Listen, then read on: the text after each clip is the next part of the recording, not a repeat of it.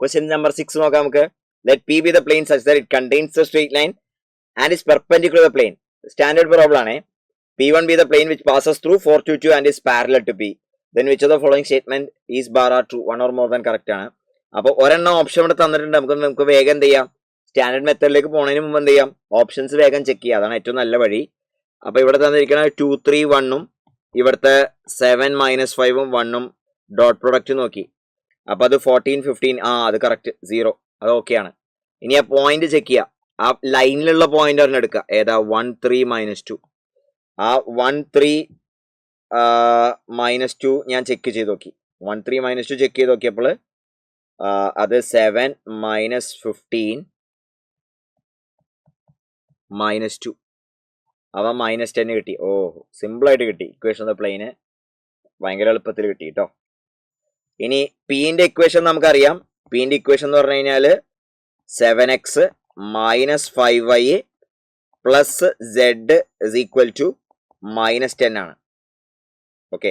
ഇനി P1ന്റെ ഇക്വേഷൻ എന്ന് പറഞ്ഞു കഴിഞ്ഞാൽ എന്തായിരിക്കും? ഇതിന് പാരലൽ ആണല്ലോ. അപ്പൊ 7x - 5y + z = another constant. ആ കോൺസ്റ്റന്റ് കിട്ടാൻ എന്ത് ചെയ്താൽ മതി? ഏത് പോയിന്റ് സബ്സ്റ്റിറ്റ്യൂട്ട് ചെയ്യുക? 422. അപ്പൊ 28 - 10 + 2 അപ്പോൾ 20 എന്ന് വരും. 20. ഓക്കെ. ഇത് തമ്മിലുള്ള ഡിസ്റ്റൻസ് ആണ് ചോദിച്ചിരിക്കുന്നത്. അപ്പൊ ഡിസ്റ്റൻസ് = 30 / √7² 7² എന്ന് പറയുമ്പോൾ 49 + 25 + 1 √75. 30 / √75 വരാം. അപ്പോൾ ബോക്സ് ഓപ്ഷൻ തെറ്റാ. ഇനി distance of P from origin ആ ചോദിച്ചിരിക്കണേ.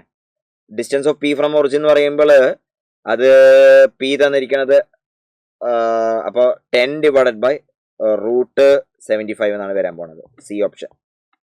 അപ്പോൾ ഇത് 2/√3 എന്നാ വരാം. ഇവിടെ 2√3 തന്നിരിക്കണം. അത് തെറ്റാ. Acute angle between plane P and another plane. അപ്പൊ ഇവിടെ നമുക്ക് തന്നിരിക്കുന്നത് 7 - 5 1ഉം അതുപോലെ പിന്നെ തന്നിരിക്കുന്നത് 2 2 1ഉം ആണ്.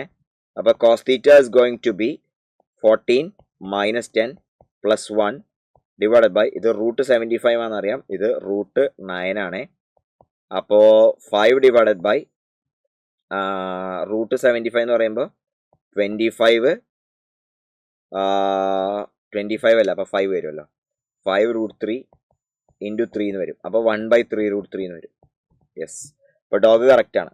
അപ്പൊ എയും സിയും ആണ് അതിന്റെ എയും ഡിയും ആണ് അതിന്റെ റൈറ്റ് ആൻസേഴ്സ്. Simple question.